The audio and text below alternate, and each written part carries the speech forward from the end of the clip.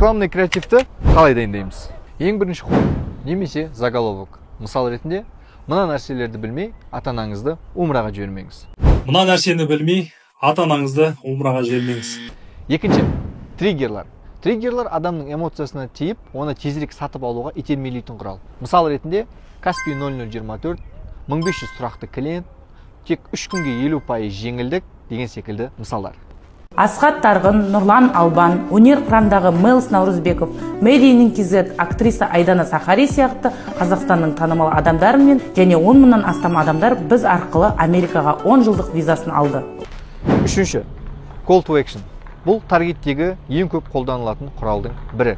Яғни клиент сіздің рекламаңызды көрді, одан кейін триггерге түсті, енді оны міндетті түрде әрекетке шақыру керек. Егер әрекетке шақырмасақ, рекламамыздың 60% күйіп кетеді.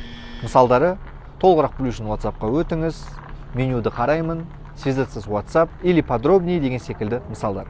Таргетті оңай үйрену үшін маған тіркел және маған дайректке таргет сөзін жіберіп, алғашқы сабақты тегін ал.